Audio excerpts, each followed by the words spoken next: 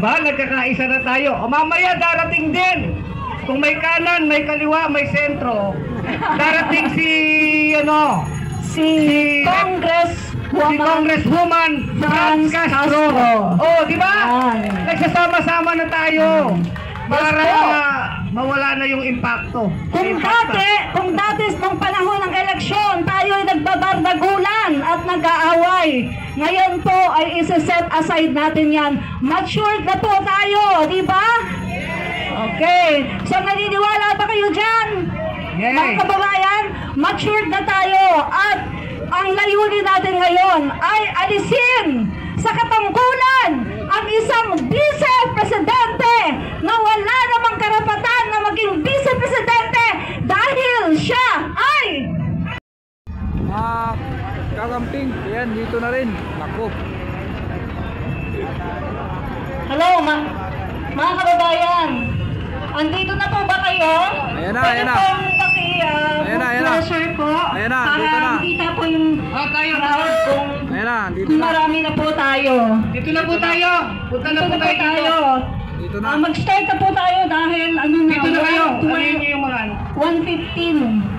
Punta na po tayo dito mga kasama. Guys, mabuti na dito 2,000 likes. Papuntahin nyo na dito. Punta na po Ayan na, tayo dito. Kaunti pa tayo or marami. magsisimula Dito na, guys. po Magsisimula tayo na. para makapag-start na. So, nag-aantay na po sila mga kababayan. Dito rin pala sila, sila Kapeng Contreras. O yung mga nasa likod, punta na po tayo dito. Diyan. Sir Benji pala yung kanina. Tinatawagan ko lang. Andito na ba yung in charge sa prayer? O sige, kahit sino Guys, na lang. magsisimula na, guys. Wala pa yung in charge. Ayan na, dumating na. Naku, ang dami oh. Ito na. Okay, so mga kababayan, ang gagawin natin, mga guys, ay una muna, merong prayer, pagkatapos ayaw natin nun. Ayaw natin sa taong magnanakaw. Ayun pa lang, inakatok ko na ang opisina itong OBP. Bakit? Kasi umpisa pa lang to at alam ko patikim pa lang natin ang araw na ito. Bakit nga ba tayo nagkakaisa? Bago ko itaas ang kamay ko, nais kong batiin ang lahat ng mga kapatid nating loyalista. Binabati ko rin ang mga kasama natin mula po noon na hindi man tayo magkakapananaw ng posisyon pero nagkakaisa sa laban na ito.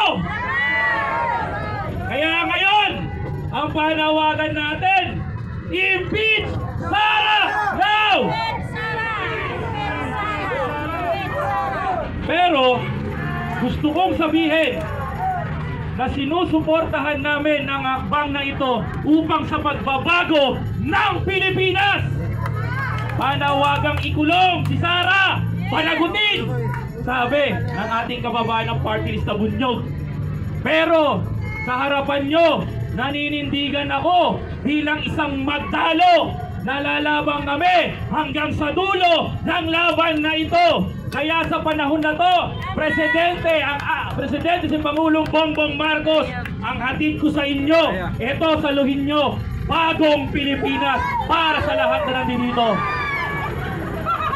Ngayon pa lang, nais ko pong tawagan ng atensyon ang aming kasama sa magdalo na magsasalita dito sa inyong harapan. Ito po, ihahatid ko sa inyo si Sir Eugene Gonzales. Yes.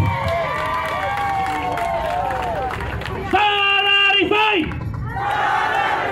Impeach Sara! Impeach Sara!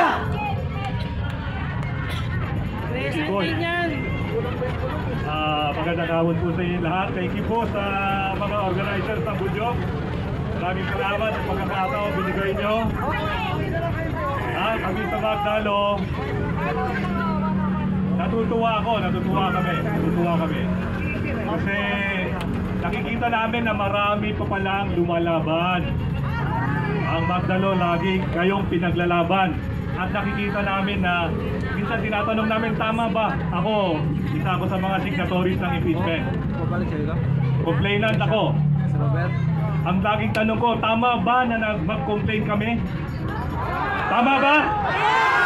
Kayo ba ay nagre-reklamo laban sa Vice Presidente? Yun ang pinangahawakan. Kaya kami nagpunta doon sa Kongreso para mag-file ng impeachment complaint. Para maumpisa na. Tama na. Hindi kapayapaan ang hinihingi natin. Sila, kapayapaan daw. Pero pag walang pananagutan, walang kapayapaan. Tandaan yan.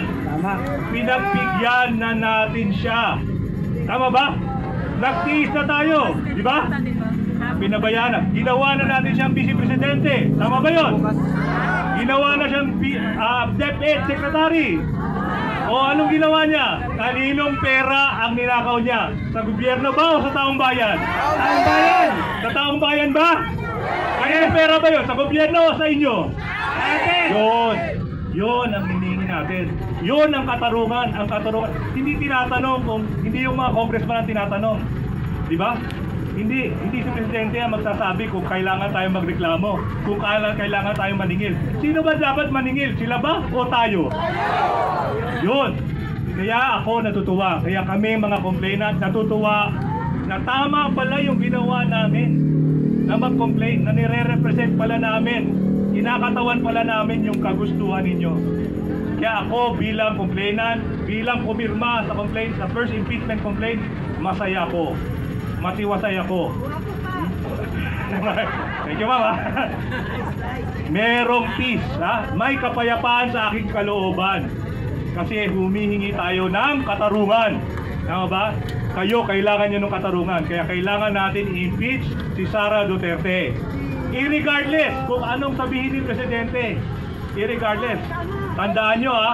Binantaan niya ang Presidente. Tama ba? Binantaan niya. Kung Presidente kaya niyang bantaan, lalo na tayo, di ba? Lalo na tayo. Oh. Pero tayo, ang tinatanong, kita sinasabi nila, konti lang yung nandito, pero ngayon ang bagong rally nandyan sa inyo. Tama ba? Hindi na bilang ng tao, bilang ng views, bilang ng followers. Tama ba? Kaya kami nandito. Mula pa noon, lumalaban kami para sa inyo. Hanggang ngayon, ipaglalaban natin. Wala tayong iwanan, wala tayong bitawan. Lalaban ba tayo? Impeach Sara Duterte, maraming salamat po.